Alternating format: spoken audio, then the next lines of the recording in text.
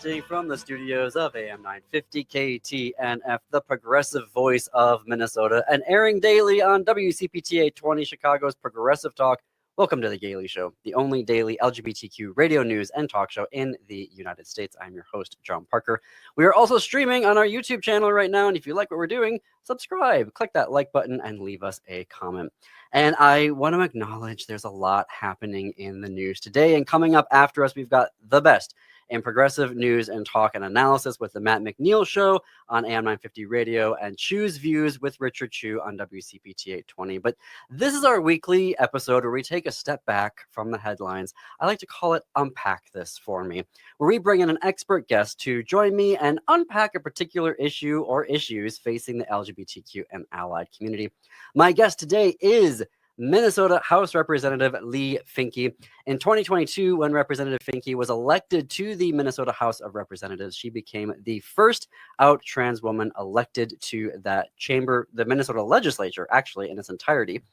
Since then, Representative Finke has led the Queer Legislators Caucus and now chairs the Reproductive Freedom Caucus. In the House, Representative Finke authored the state's trans refuge law, led the effort to expand the Human Rights Act to include trans people. She also helped lead the increases to HIV prevention and treatment funding. On the environment, she is a legislative leader in combating the emerald ash borer and to replant the urban forests in the Twin Cities. She successfully led the effort to protect Minnesota's wild spaces from pesticides, now a law that focuses on today and also into the future. Obviously, I could spend the rest of the hour listing all of Representative Finke's legislative accomplishments. I'll close by noting that in 2023, USA Today named her Minnesota Woman of the Year, and that same year, Children's Minnesota awarded her the Health Hero Award. Representative Finke, welcome to The Gailey Show. Thank you so much for the invitation.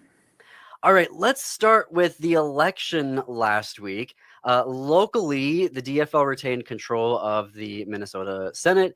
St. Paul elected a new mayor who will be both the first woman and first Hmong American to lead the state's capital city. Minneapolis reelected Jacob Fry. The Anoka Hennepin School Board reelected all of their incumbents, which means the 3-3 ideological gridlock will continue for the next term. And then, of course, there was the nationwide elections where your party swept the board, winning elections from deep blue cities to red states such as Georgia, who hasn't elected a Democrat to statewide office since 2006 and last week elected 2. What are your thoughts on the outcomes from last Tuesday? Well, there's a lot of outcomes. I think to start here, right? I'm in St. Paul. I was very happy for my friend and colleague, Representative Leigh Finke, who is the new mayor of our city. I'm very proud to be in a city that is fully run by women. We have an all-female city council, and now we have a woman in the mayor's seat. So it's a very exciting time. I think ideologically, Minnesota, we stayed where we were. Jacob Fry won his reelection. Leigh is a fantastic representative and will be a fantastic mayor, but ideologically is not that far removed from Melvin Carter.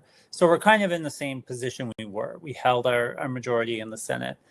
And it's really when you get to the national landscape where you see very important, very strong movement towards the left, a progressive movement towards electing Democrats across the board, national Democrats who are moderate, who are progressive, who are democratic socialists, Democrats in Georgia, like you said. Everywhere you looked, everywhere you measured, people moved back to Democrats, young people especially. The under 30 vote moved very dramatically back after unfortunate numbers of folks moved over to vote for Trump in the last election. So huge amount to be encouraged by. I mean, that already feels like a long time ago based on what's happened in the U.S. Senate the last 24 hours. But those elections stand. That was a great moment for our party. Journalist Aaron Reed, who runs the excellent Aaron in the Morning news site, which if you all are not reading that, please, you can subscribe on Substack and other areas. You can follow her on all the social medias, but pointed out that anti-trans candidates and campaigns lost spectacularly last week. And there was a number, MSNBC's Jen Psaki was reporting that 56% of the advertising in the Virginia gubernatorial race from the MAGA candidate Winsome Earl Spears and PAC supporting her were anti-transgender people ads. Do you feel it is hopeful to think that MAGA will shift courses now on their political advertising and away from bashing queer and trans folks, given how, across the board, they lost spectacularly last week? Yeah, so it was a great day, and that rebuke did happen, right? Especially in Virginia. Abigail Spanberger won, and I watched that race fairly closely because of just the absolute torrent of anti-trans content and ads and language and rhetoric. Unfortunately, I still think the answer is no, right? I think that until a presidential election in which transgender identities and targets are lost, we will continue to see this. What we did learn, though, is that you can handle this if you are a Democratic candidate. One thing Abigail Spanberger did that was different than in the past is she actually spent millions of dollars responding to them, right? She demonstrated a pathway, and I think Mikey Sherrill did too, to a lesser extent, of saying, you're attacking me for this. I'm going to respond as a mother, as a parent, as a person who's in this community. And we don't have to allow anti-trans advocates to define our party and our candidates, right? We are not the problem, right? And when you make the case for why not only are we not a problem, we are just members of the community who want the same things everyone else wants, right? Housing, healthcare, jobs, a life free from violence, right? Food security. If you are fighting for those things, you are fighting for us. And we don't have to sit and just let these things be thrown out into the atmosphere, just letting them sort of shape the dynamic. Aaron, you mentioned Aaron Reed's reporting. I think she's right. I don't disagree with what she said, her analysis. We did see a rebuke. I do think smart state-level Republicans will start to learn this, but it's going to have to build and build until a real clear anti-trans effort takes a loss. And what happened in Virginia is the first step towards that. Mm-hmm. There are 3 now Democratic think tanks and a certain popular West Coast governor that are trying to make the case that it's either or. Mm-hmm. You have to, basically win and not talk about trans and queer rights, or if you talk about them, you're going to lose. Do you think last week is going to make them stop advancing this argument?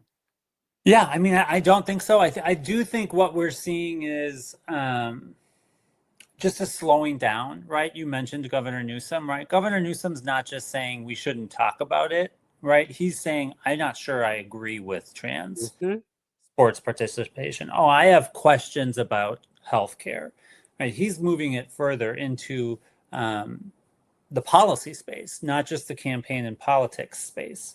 And the Democratic Party, I am an elected Democrat. The Democratic Party has welcomed transgender people into its coalition. They have protected us. We have passed laws. We have what we have as a movement in this country in terms of rights because of the Democratic Party. Mm-hmm. And a big part of the work that I'm doing right now is working with Democrats to help them understand what it would mean for them to actually do what that question would imply, right? Because if we lose support in the Democratic Party, then just on the human rights level, we're totally screwed, right? When you said no swearing, I wanted to swear there. We cannot lose the Democratic support for the trans community. I know it could be stronger, but it's what we have. So I think we are seeing a sort of recalibration from a lot of folks in terms of what it would mean to walk away. And I'm very encouraged by that. But I always think there are people who think they are smarter than the rest of the party, right? They have gamed the system and understand that they have the answer. And for some reason, the answer is always leaving us behind. And those people they'll probably always be around. We are talking with Minnesota House Representative Leigh Finke, who represents District 66A in the Minnesota House.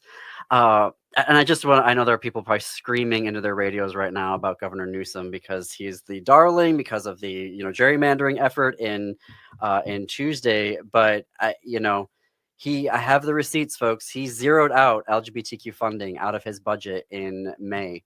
And, California created policies to allow trans athletes in 2015. He became governor in 2019 and had nothing to say about it suddenly until January of 2025. So it is come at me on Blue Sky. I can give you all of their receipts there. Representative Finke, and this is a big question, and I want to continue it into our next segment. Analysts are saying, actually, no, I want to jump to this next one. I have this cognitive dissonance when folks say the Democratic Party isn't focused on kitchen table issues, because I look at what the DFL trifecta accomplished in the previous session 2 years ago. Paid parental leave, offering free college tuition for working class families, a new child care tax credit, universal school meals, expanded eligibility for Social Security tax exemption, one-time tax rebates for working class families. And then on the other side, I see tax cuts for the wealthy. I see tax increases for working class or tax increases through the tariffs for working class families. I see healthcare costs about to skyrocket because they're not going to address ACA premiums here. I see rural hospitals closing. I see a party doing everything they can to cancel SNAP benefits. Grocery prices jumped up at the highest they've ever done since 2020, this fall. What is this disconnect here? What is happening? Why do folks think that the DFL and Democrats don't care about working class issues when they are delivering on it over and over and over again? Yeah, I mean, if I could answer this question, I would be a very powerful woman. But I asked this big question, and now we're going to have to go to a break. So maybe you can start in like 20 seconds. No. All right. Well, let's take that break because I want to really dive into this particular issue. Folks, if you like our political coverage, we will be in conversation with Minnesota House Rep Liz Ryer on November 17th. And then on November 20th, Kirk Bangstead from Wisconsin will join us to talk about his new weekly progressive political news program, his epic legal saga against Wisconsin MAGA, and his perspectives on Wisconsin's 2026 elections. And if you can't listen or watch live, we keep all of this on our YouTube channel ready for you whenever you would like to watch. You're listening to The Gailey Show. We'll be right back.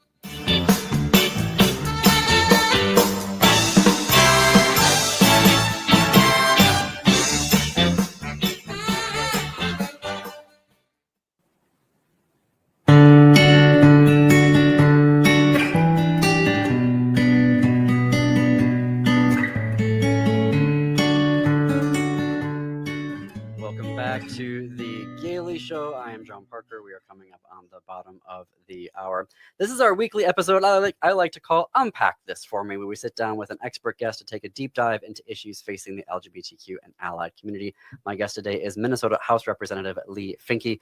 Before the break, Representative, I asked a huge question listing out all of the legislative wins that Minnesota accomplished in the trifecta a couple years ago for working class families, consistently delivering on those kitchen table issues, and then a party across the aisle, MAGA, that is consistently making the situation worse for them. And yet we have this situation where people think MAGA is better on working class issues. Your thoughts on that? I think really at the heart of it, it's a communications problem, right? I mean, especially if we think about in Minnesota, where you can see how it could go, right? I mean, I know that Minnesota went from the trifecta to a tie in the House. Mm-hmm. But really, if you think about what happened in the 2024 elections, that Minnesota maintained a Senate majority and only lost to a tie in the House. We did a very good job. We really did deliver what we promised, and the voters didn't come after us for it, right? We said we were going to help people live their lives well. We will make housing more available.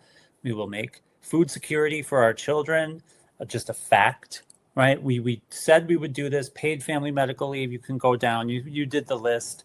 And then we communicated it, and right from the top, right? Governor Walz did a fantastic job communicating, so much so that he became part of the national ticket. Right. But nationally and even in the state, I think that there is a disconnect between what we are doing and how we are talking to people. And I try to be very honest, very direct in my communications. I think Trump has changed the way that politicians are expected to communicate, with the unfortunate side effect that he lies every single time he opens his mouth. But it doesn't seem to matter, right? He is saying the things and people are hearing the things that we are not saying and they are not hearing from us. And we need to close that gap. And I do think we can do that, especially in a place like Minnesota where the results are crystal clear, right? Mm-hmm. Crystal clear. There's only one party here that is doing the work of making this the best place in America to raise your family and to live and to have a job and to retire and to receive health care. And the Republicans are trying to take all that back. There's no question about it. But we need to be more direct, honest, and less afraid of our victories. I think sometimes people they don't want to take credit for what we have done. And this is politics. We got to be out there telling people what we are doing and why it's helping them. If anything, there's no more space, it seems, for humility. It's all about being loud and in people's faces. That's part of the new rules that he set for us. Folks are saying that, what happened last week in the elections wasn't just a 2025 election. It was actually 2026 part one. I think a lot of folks want to think of it that way, given particularly on the left, it was a resounding win. How do you see that playing out here in Minnesota next year? I think we will see what we saw. I really do. I'm not to be overconfident. We have to work like hell to get this elections back where we want to be. We have to maintain. Governor Walz has to be reelected. The Attorney General has to be reelected. I mean, for communities like mine, states like Minnesota have to continue to win for Democrats, for the DFL, so we can continue to have our rights. But if we don't do I'm sorry, you froze, so I don't know if you can hear me. I can. Okay, great. If we don't do the work, we won't get there. But if we do the work, we've seen what it looks like, right? We have seen progressivism win. We have seen people winning across the country, like we said earlier. Minnesota is a state that is just a shade to the right of the center, to the left of the center, even on a bad day. And it's going to be a good day for us in 26. We have good candidates. We have a good message. We have a record of triumphant victories for people. I feel good. I'm here with Minnesota House Representative Leigh Finke, who represents District 66A and is a member of the DFL party. Folks in Chicago, Democratic Farmer Labor Party is what DFL stands for. So the legislative session starts in January. There's the elections in November. I know we're still a couple months out from that, but what are you expecting this session is going to look like, given that it is a tie in the House? There's a one vote advantage for the DFL in the Senate. And sometimes these sessions seem to be like everyone's setting up for what's going to happen in the election in the fall. Yeah. So first, this year we start in February. We're on our short year, and we have a short version of our short year. I don't expect there to be a lot of policy making. Just to be honest, we do have a tie.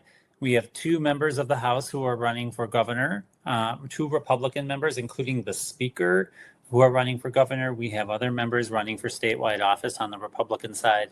There's going to be a huge amount of politics being played. We don't have to pass a budget. Last year in the tie, we had to pass a budget, and that forced us to work together to get something done. This year, we don't have to do that. So I fully expect us to go in to make the case to the voters for what we're trying to do. Hopefully, we can move some gun violence prevention. I really hope we get a chance to vote on that in the House, but that's going to take a huge amount of work. And then we're really going to see politics taking place in advance of 2026. Is there any on the gun violence issue? And I want to recognize, that'll all be hashed out in committees and then on the floors of the respective chambers. Is there any larger framework that you can speak to right now that the DFL is considering in terms of proposing for addressing gun violence? No, I mean, it's what the governor put forward. The governor and our new leader, Zach Stevenson, put forward a plan an offer to the Republicans. The Republicans ignored it. That was when we were trying to get into a special session. We want to move obviously further than many of the Republicans do. But I think it would be great if we could just get a vote on this. I think if we took a vote, we would pass something. And I think that Republican leadership knows that that is true, and therefore will not allow us to get it onto the floor. And that's something I want to make sure we're repeating over and over again, because we have Republican votes for a ban on assault weapons in the state of Minnesota. And those folks should be allowed a chance to vote for their constituents. I don't want to ask a huge question and then go into a break again. So we are going to take another break. If you like what you're seeing, click subscribe on YouTube, give us a like and leave a comment. And if you're listening to us on the radio, none of this is possible without our generous advertisers and sponsors. Please do business with them. If the restaurant, go in and eat there. If they are selling you something, go and buy from them, or just tell them on social media that you thank them for supporting independent progressive radio. Tell them you heard about them on The Gailey Show on AM 950 Radio, KTNF, the progressive voice of Minnesota, and WCPT 820 Chicago's Progressive Talk, where facts matter. And you can continue the conversation on our Blue Sky. We are at thegaileyshow.org on Blue Sky. We will be back after this short break.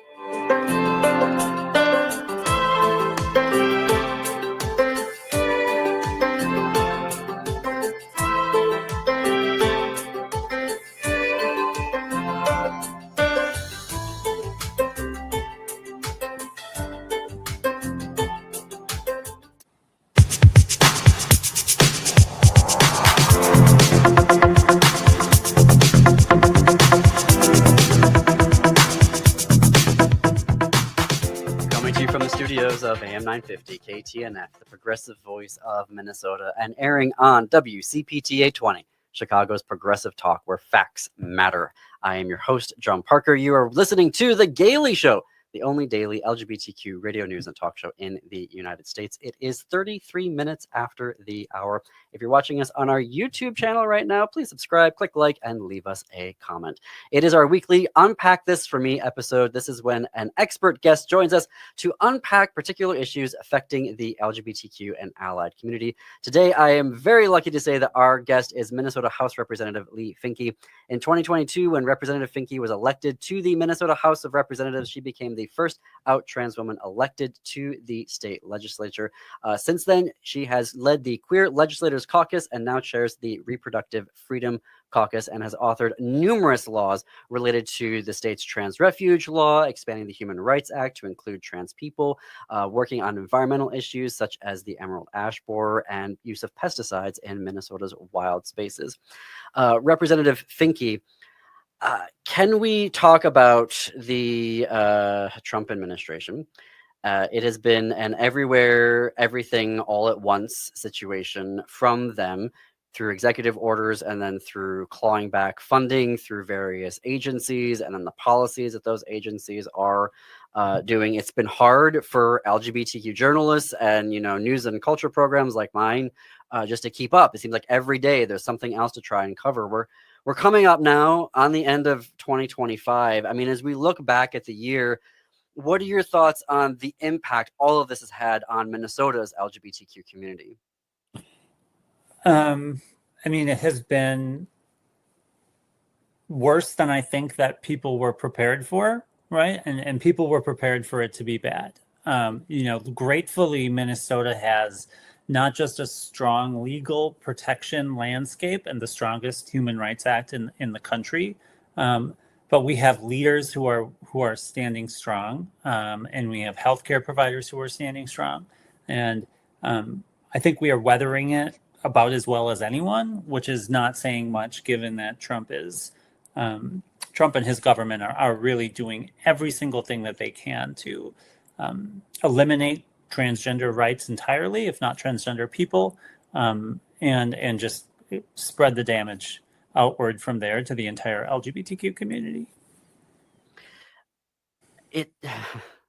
There was a New York Times Ipsos poll earlier this year that said only X percent, it was like 3 or 4% of the country cares about LGBTQ rights.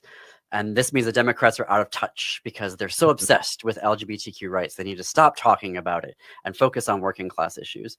Last week, exit polls showed that LGBTQ issues were not the primary driver of voters' decisions in the Virginia and the New Jersey races. And yet I don't hear anything saying that MAGA and Trump need to get off all of these LGBTQ issues.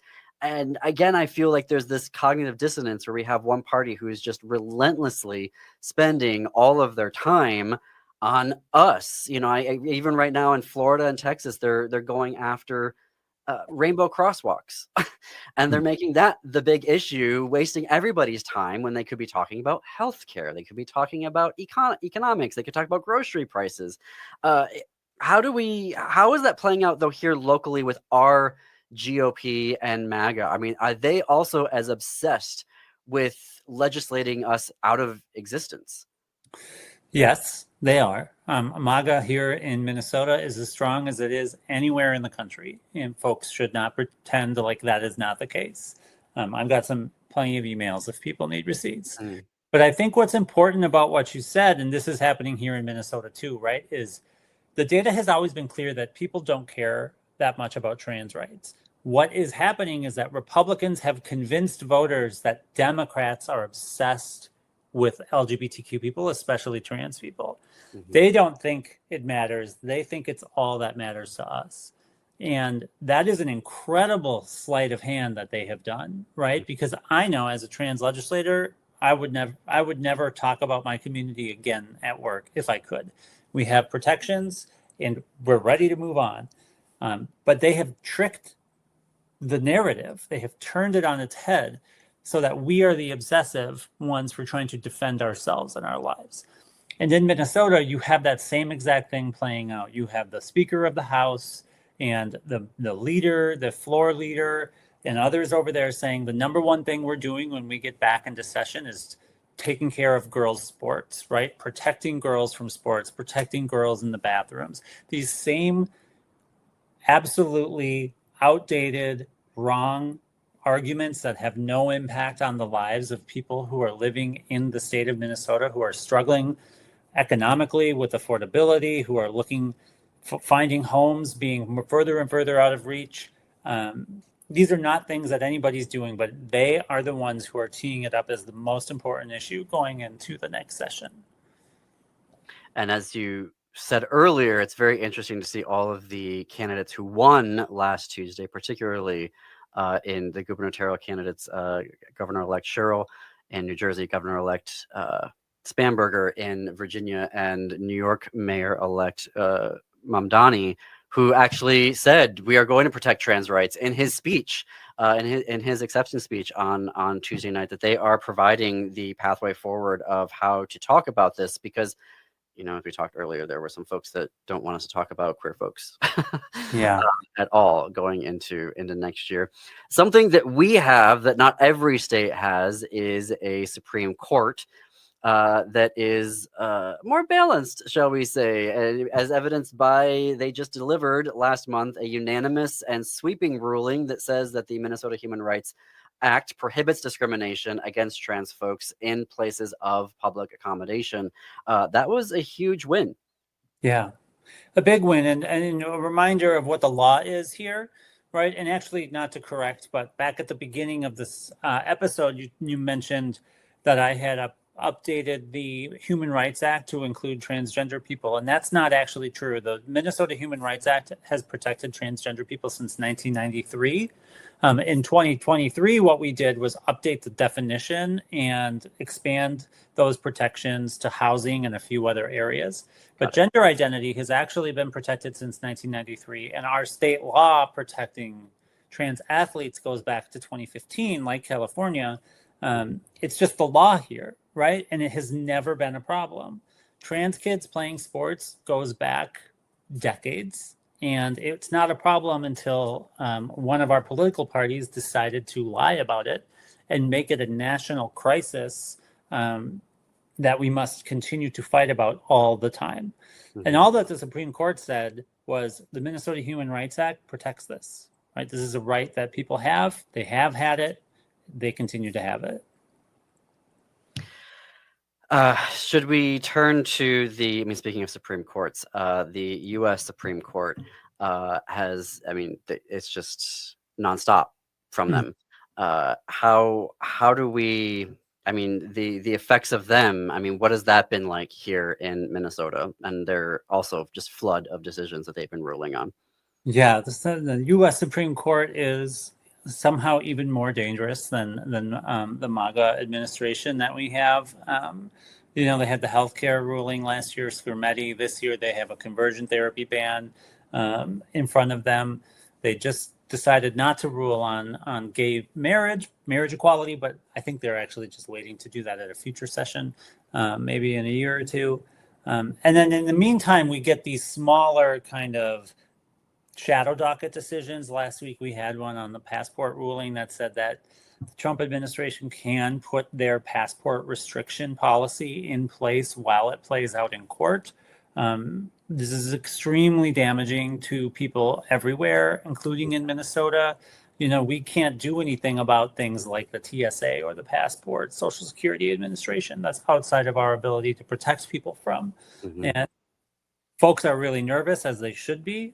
People are going to have their passports expiring in the next couple of years. Lots of trans people who got them at the beginning of the first Trump administration. Large numbers of passports will be expiring in 26 and 27 because of that. And we don't really have a clear pathway forward. We are going to have to see what this means. I advise people to have a passport that allows them to travel. Regardless of what letter it has on it. We are not defined by the government or the Trump administration, but being able to travel is something that we should be prepared for, just as an aside. But we should expect more from the Supreme Court. They're coming for us, and we are going to have to protect ourselves. We're going to have to protect each other because they are not going to do it. My guest this hour is Minnesota House Representative Leigh Finke, who represents District 66A. Representative Finke, it's my editorial opinion that the only way that we can fix the Supreme Court is to add justices, that whomever the next president is going to have to add justices, particularly as they are making judicious use of the shadow docket, which is giving the right wing and MAGA whatever they want, particularly Trump, without having any oral arguments, without writing any decisions, and then just saying, this is now the law, here you go. And then lower courts are like, well, what do we even do with this? I'm not asking you to commit to a position here, but how do we, short of that, what do we need to do here? Because if we don't do something about the Supreme Court, we're going to lose an entire generation of rights here. It's going to take forever to get anything back. Yeah, I think that's what we're looking at. I think we're looking at a generational fight, especially for the rights we will lose in my community. Trans people all over the country have been living in positions where their rights, there are more trans people in Texas under the laws of Texas than there are in the entire upper Midwest, right? Trans people are everywhere. They're thriving, they're living, they're surviving. And the rest of us are going to be in those positions for a while. What we should do about the Supreme Court, I know that we as a party need to get back in power, and then we need to have steel our courage to do something big, right? Adding judges to the court would be a real big move. It's going to take a lot of courage. Whether or not that's ever going to be a question that we can answer, I'm a state representative. It's out of my hands. But we need bold action. I will tell you that. We need leaders who are not afraid to say and do what we need to do to keep people alive, right? Last week, Donald Trump was flirting with, let's just starve Americans, right? This is the stakes that he's in. I will starve these people in order to continue to distract the conversation from whatever it is that he wants to distract us from that day. Usually the Epstein files. He will do anything for power. And we will need to be able to respond with courage and resolve. I feel, I don't know if this is an apples to apples comparison, but gerrymandering, I feel like the National Democratic Party has said, oh, it's wrong. We're not going to do it. It's wrong. Have made very paltry efforts to try to stop it from happening, and now are finding themselves in a situation where they're racing to catch up here. And we see what voters in California did around like, okay, fine, let's get rid of these seats if Texas is going to get rid of them.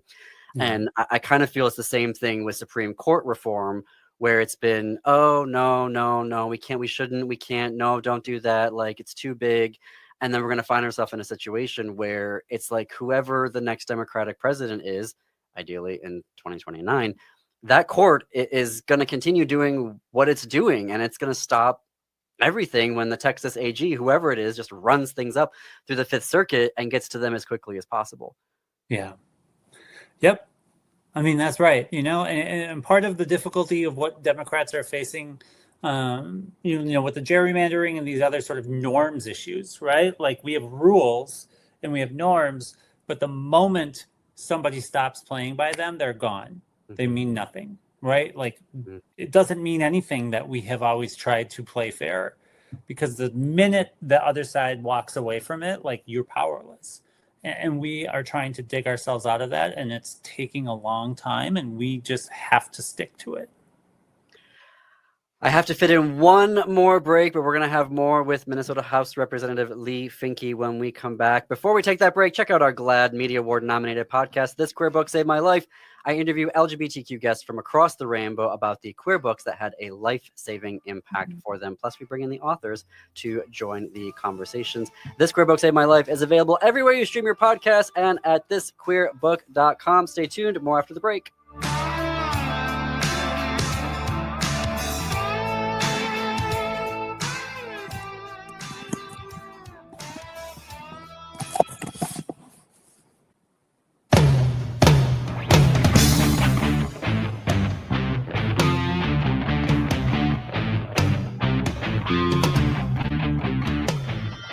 Welcome back to the Gailey Show. I am John Parker. We are coming up on the top of the hour. It is our weekly Unpack This For Me episode. My guest is Minnesota House Representative Leigh Finke. Representative Finke, I saw on your bio that you have a Master of Arts in Shakespeare from DePaul University. And once upon a time, I was in the theater and studied Shakespeare twice in Oxford with the British American Drama Academy, not Oxford University. So when I saw that, I was like, I cannot ask you a Shakespeare question. And I guess the one that I would ask you is, of all of his 30 plus plays, what do you think is the most relevant to what we're dealing with today? Is it Macbeth? Is it King Lear? I'm kind of hoping it's Lear, but which one do you think it would be that we can learn from?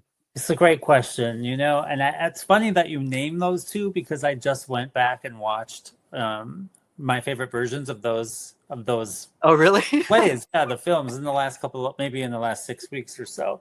I mean, those are the two that jump out, right? Like, the idea here of the tragedy that we are in the hubris and the power craving behavior. I mean, they have a lot to offer. They have a lot to offer. But a lot of the histories as well. Henry IV 1 and 2, I think, show a lot of. They relate not because we are in that moment, but they show us something about politics and power that I think is really relevant right now, and the groveling nature of what it means to be in these spaces. But Macbeth and Lear are really the two, and we got some Richard III. Yeah, some Richard III going on here. Yeah, I mean, Richard III is just not a favorite of mine, so I kind of also, I don't have anything against it, but it's not. I don't love it like I love. Not even the Sir Ian McKellen version. I mean, it's great. It's fine. So, but when I think about the great ones about this kind of, Richard III is much more like a character study to me, and less of let's extrapolate this out into a political landscape. Like, Lear draws such a world. Same with Macbeth. There's such a visceral feeling of being in this political system of just like abject terror. Mm-hmm. Well, then I gotta know, what are your favorite versions of Macbeth and King Lear for our listeners and viewers to check out? Yeah, I mean, I love the Scotland, PA, right? The kind of comedy version, but inside of a fast food restaurant. But my favorite one is actually probably the more recent one by Robert Eggers, who did The Witch. It's really just really spoke to me, and I loved that Macbeth. And then yeah, Lear. I mean, Lear is the Kurosawa version, Ran, Ran, the Japanese film. Oh, That's like one of the all-time great Shakespeare adaptations. I absolutely adore it. oh, I love that. I haven't seen either one of those, so I'll have to add that to the list. As we wrap up our time here, we've got about 4 minutes left. What message would you want to say to the Minnesota LGBTQ community? You know, I would tell people what I have been saying all along, right? Which is that there is immense power in our community, right? There is political power, but there is also social, emotional, community organizing power. We are a presence in the state, and we do not need any meaning to be provided to us from these people who are trying to destroy us. You cannot actually eradicate people who are queer, right? We are forever here, and we are never going to stop fighting, right? And we have allies in our highest level of government here in Minnesota.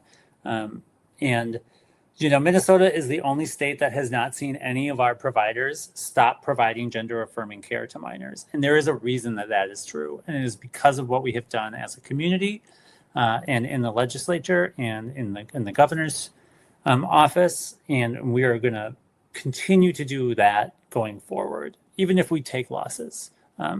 We have so much power here, and we're going to continue to wield it. I think that's very interesting about the healthcare. We have a partnership with Windy City Times in Chicago, and they found that no major healthcare provider offers healthcare anymore to trans youth because of the threat of having their federal funding taken away. And I think of all of the families that are moving specifically to what they think is a blue city in a blue state, and they're going to get there and not have the care that they need. Yeah. And it's tragic. And states around the country are making decisions they should never be faced with. And we will, to be clear, and I mean, not to bring us down at the end, but we will face those decisions. But up until this moment, everyone has faced them and decided it is worth it to provide this care. And as long as that is true, that will be true as long as we can keep it. Well, I love the example of the out lesbian Michigan Attorney General who put all of the healthcare systems in Michigan on notice and said, look, folks, availability of federal funding does not determine whether or not you comply with our human rights laws here in the state. And I would hope, fingers crossed, that if we come to that juncture, Attorney General Ellison will do the same. Representative Finke, this has been such a delight to have you here. I know you're very busy, and to give us this much time has just been absolutely, I needed this conversation. It adds to the wins from last week. How can folks connect with you if they want to do so? I know you have a newsletter and you have a website as well. Yeah, I'm online. You know, you can find me on Instagram. That's mostly where I hang out on the socials, but I have a website where you can get on our newsletter, leighforminnesota.com. Also, my official side newsletter. If you go to the House of Representatives website, you can sign up for my newsletter there. I do a lot of communicating that way. I do town halls. I'm around. So just hit me up. Thank you again for your time. And thank you everyone for listening and or watching today. If you're on YouTube, subscribe, click that like button. Up next on WCPTA 20 is Choose Views with Richard Chu. For folks in Minneapolis, it is the Matt McNeil Show on AM 950 Radio. Stay tuned after that for Native Roots Radio. And then step into the unknown with Greg Bakken at 10 p.m. Central on Ghost Box Radio. You can stream our show everywhere you get your podcasts. And until this time tomorrow, keep it queer, America.